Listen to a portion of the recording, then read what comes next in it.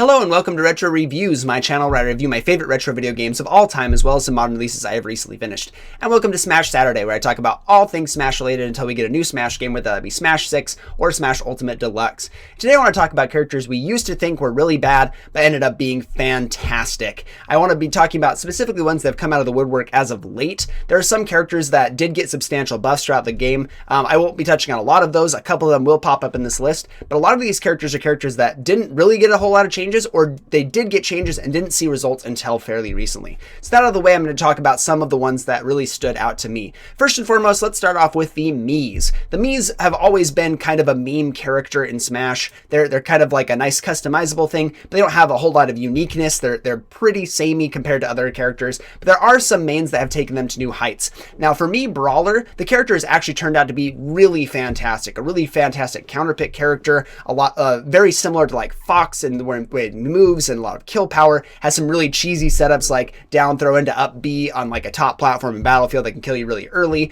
There are lots of people that play Mii Brawler. I couldn't think of anyone specifically that just mains Mii Brawler that's been really going crazy with him, but there are lots of people that have used him in bracket and ended up taking good sets off a lot of people. I know Larry Lurz used him in the past. I know Bloom Forever definitely uses him every now and again. I think Kamehame in Japan, if I'm remembering correctly, used Mii Brawler for a while. There are lots of people that have used Mii Brawler and showed off that he is a very strong character. We also have the Mii Sword Fighter, which is colloquially seen as one of the worst characters in the game, but recently Mia used him for a little bit in a couple tournaments, ended up taking an entire tournament using primarily Mii Sword Fighter, and it's absolutely hilarious to watch him dog on people. As much as I don't like the Miis, it's crazy to see someone like Mia take him to such extreme heights with a character that most people don't consider good at all. We also have Mii Gunner, which the main person that has been piloting this character really effectively is Capitan Cito, who has been really making waves, taking sets off of top players. In every event he's at, he's always the wild card that could really turn up. So the Miis are characters that we thought were really bad, but actually have some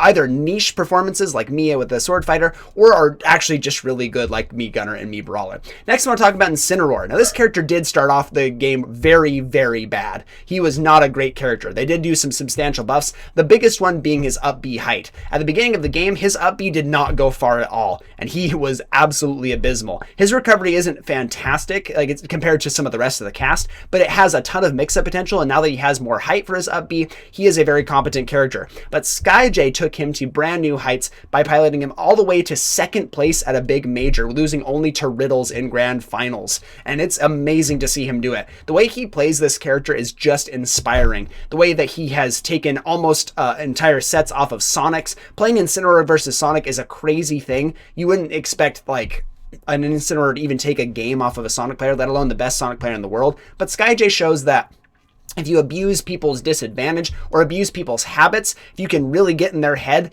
and hit them with just a couple of good buttons on Incineroar, boom, they're at the kill percentage, or you've taken the stock really early. And he's so good at showcasing that. Incineroar is one of those characters that is probably either the best heavy or right next to the best heavy in terms of his results. And it's fantastic to see, because this character for a long time was thought of as bottom tier, one of the worst characters in the game, and now is pretty well colloquially seen as high tier.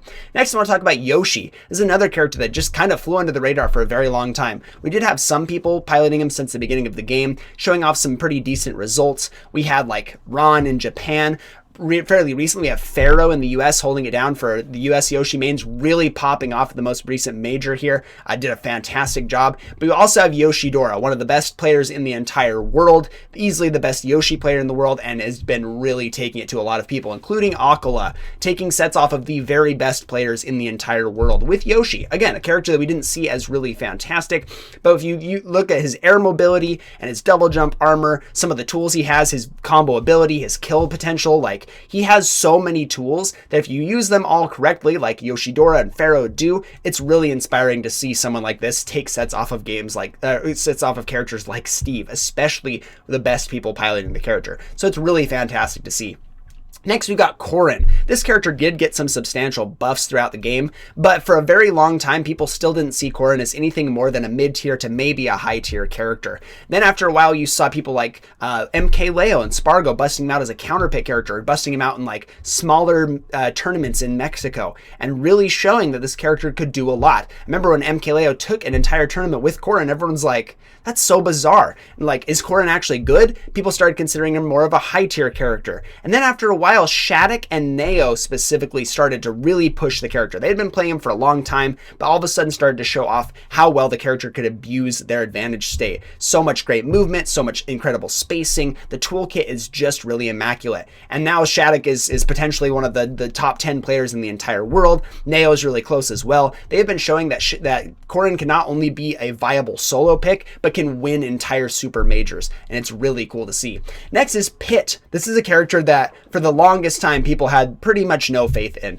Just the most honest character in the game, a clear like middle of the road character, maybe high tier, maybe mid, somewhere in that region. But Zachary fairly recently, in the last couple of years, decided to start playing Pit. He played Wolf at the beginning of the game. He played Rob for a long time. He played Joker and had a lot of success with that. He took a hiatus. He was playing Pokemon Unite for a while, and then he came back with Pit. And people thought that was a really stupid pick until they saw him really going crazy in the Japanese scene. And he's gone really, really far in tournament with solo Pit. And it's crazy because Pit, again, is one of those characters that we considered a very honest character, a character that doesn't have a lot of gimmicks, a character that has to really work hard to get their combos and just do their normal thing. But he started using and abusing moves like his down B, where he gets like a free shield in the air, and showing off how effective this strategy can be, locking down those kill confirms. No one hits kill confirms like Zachary does with Pit. Pit has a lot of kill power. You just have to be very precise, and so a lot of people don't want to put the time in, or they think he's too much of an honest character. They want more gimmicks. But man, Pit has gone very, very far, almost getting, I think, to third place at big super majors, not quite making it to grands, but getting very close. So Pit is one of those characters that's definitely a sleeper top tier pick. Next is going to be Banjo. Now we have one big Banjo main holding it down for us. We have several others here. We've got like Jay play. One of my best friends plays Banjo. He's very, very good with the character. We have Toragiri in Japan, TG, that is going crazy. One of the best players in the world, in the top 50, in the top 30, I believe, in the latest rankings, has been showcasing how good Banjo can be. His setups are really hard. He's a very difficult, challenging character, but if you can knock down his movement, lock down his grenade play, if you can lock down his kill confirms with Breagle Blaster, he turns into a very competent character. This is another character that was thought of as a low tier, almost like right down there with Ganondorf in terms of how bad the character was. Toragiri has showed that not only is the character not bad, but he is definitely a high tier character that can take stocks and sets off of really, really good players. He hasn't quite won anything huge yet, but he has taken Banjo much further than anybody has ever dreamed of taking the character. Next is going to be Hero. We've got two Hero mains really locking it down for us. In Japan, we've got Akakikusu, I believe is the name, and you've also got Beast Mode Paul in the US. Really showing off how good Hero can be. Typically, at the beginning of the game, we saw Hero as this character that could be absolutely broken. We thought when he first got announced that we were going to have to start banning him everywhere because of how Hocus Pocus could just turn you invincible or turn you huge. We thought it would just be too broken. Ended up being the opposite. People started to see that Hero is so inconsistent with his things. People didn't think he was worth the time to learn how to use the menu and everything and use all the spells. And so then they started writing him off as like a mid-tier character. And then we saw Akakikusu and Beast Mode Paul really go crazy with the character, abusing things like Psych Up and Accelerado and Zoom, really knowing how to like read fast and being able to get the spells that they need, and just abusing a few spells at a time and really not focusing on some of the other things. No one really uses Hocus Pocus because it's too risky. It could do something really bad. It could just take your stock, could take your other person's stock, but it's very risky. But they've just been abusing the really strong spells, and it's been really cool to see. Hero doesn't have the best frame data, but if you pair his spells that you can get, if you get Accelerado down, all of a sudden you can get a throw combo that really leads into some crazy stuff. You've still got the crit potential. You can kill people really early. If you hit him with a sleep or a snooze, either you can kill him really early with a crit or get some setup. He's just one of those cool characters that takes a lot of dedication to get really good at, and we've seen these two really take him to new heights. Next is going to be Donkey Kong. Now, I can't remember the Japanese mains. I tried looking them up, but I've kind of failed on that end, so I'm really sorry. There are some really good Donkey Kong players in Japan that have done some really fantastic things. The person I want to talk about today is Chunky Kong. Chunky Kong is a US player that has really showed that, like, really labbing and working hard with the character has shown off how fantastically broken his advantage state is. His, like, disadvantage is one of the worst in the game, if not the worst in the game, because of how big body DK is, how easily he's comboed. But if you just don't worry about that, you take a combo, you take 90, 100%, you're still a really big body, you're still a super heavy, and once you get your grab or your one hit started that you need to connect into grab or set up some kind of setup here, DK becomes an absolute monster. I've seen DK mains, specifically Chunky Kong, like lose a stock immediately at the beginning of a game, being down 3-2, and then just get like one good advantage state going and then taking their stock right back. It's one of those characters that is absolutely like has the comeback potential just in its toolkit. Giant Punch is incredibly strong. We've recently seen some updates in the meta with utilizing like cargo up throw, like jump up throw into Giant Punch, and that's something that's crazy if you work on the DI lines and everything, that you can actually get them as guaranteed setups. So DK is one of those characters that because of his advantage state is so strong, his disadvantage state doesn't mean nearly as much, and he's become probably the best heavy in the game. For a long time it was Bowser because he was so well rounded, but now it's like, let's abuse and kill people as early as possible. The meta has definitely evolved to, we need to take these stocks as fast as possible. You can't really play the slow game unless you have the tools to really slow the game down. So DK mains, especially Chunky Kong, it's really inspiring to see. Next is going to be Luigi, my boy. I remember at the very beginning of the game, people were worried that Luigi was going to be absolutely garbage, and he was for a while. Elegant really took him to new heights, but since he was taken out of the scene and everything, he like really showed off what the character to do, get third place in a major, and then we lost him, and the scene kind of lost our Luigi for a while. But then suddenly we had mains like Luigi in Europe really starting to do some crazy stuff, winning some small majors with the character. And then of course we had Rauru in Japan start to really pop off. So much so that recently I saw a tier list from a Japanese player putting Luigi at number 3 in the tier list.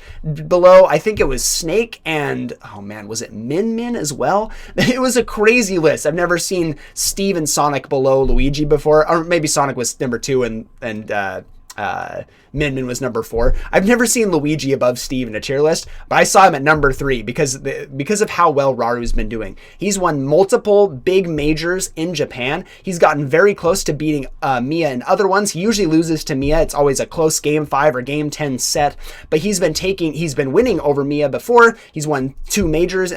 He did, I think, 4th or 5th place at Supernova. He's been really showing that Luigi, again, abusing his advantage state, ignores his disadvantage state. If you can just be really explosive and take stocks really early, then your disadvantage state doesn't mean nearly as much. And Rauru is so good at not only getting the grab when he needs to or getting the right like rising forward air, he's really smart at conditioning his players. He's been showing off that Luigi is an absolute menace, to the point where a lot of people are saying Luigi is just better than Kazuya. And again, could be a very top tier character, top 5 for some Japanese players. I don't personally think so, but I do think he is a top tier character and one of the most slept on characters. And it's good to see that his explosive nature is finally being abused by people that are really showing off what Luigi can do. And my last one is going to be Toon Link. This is one that I did not think I would ever be talking about. For the longest time, we had Young Link as the best Link, easily. Super fast frame data, crazy projectiles, really annoying, hard to pin down, kind of light, but he has so much combo potential and can just kill you really, really early. Link was seen as the next best because of his bomb combos that he could do. He has all sorts of combo potential as well. He's a little bit heavier. His grab is super fast. So we saw a lot from those two, but Toon Link never really got the spotlight. I believe he has gotten some buffs. I'm actually not positive now that I think about it, but I think he did get some buffs later on. But now at this point, we're looking at Toon Link as potentially, if not very easily, the best Link in the game, primarily because of level 1 in Japan. A player that has taken Toon Link all the way to 3rd place at a big major. I believe he got 4th at a big super major fairly recently as well, taking down a lot of players coming to Japan, trying to make a name for North America or for Europe, and they just level 1 just annihilated a lot of people, bringing Toon Link up to almost grand finals. It's something we've never seen before. And to the point now that it's like every time I see level 1 playing, I'm like, he's probably just going to make the upset. He's going to start getting seeded super high because Toon Link is really good. You wouldn't think so with his mobility, but the way he floats around on the stage, his floatiness actually is a huge benefit to him. His bombs are really fantastic. The fact that he can hold on to them for a very long time gives him a lot more options in terms of when he can throw them, when he can Z-drop them. He's just one of those characters that we didn't expect to see pop off like this, but now he really is, and it's almost undeniable that Toon Link is the best Link. Let me know in the comment section down below if I missed any other ones. I did want to talk about some others, but I kind of talked about them in my last video, so let me know in the comment section down below if you think there's other ones I missed, what you think about this list. Thank you so much for watching. I'll see you in the next one.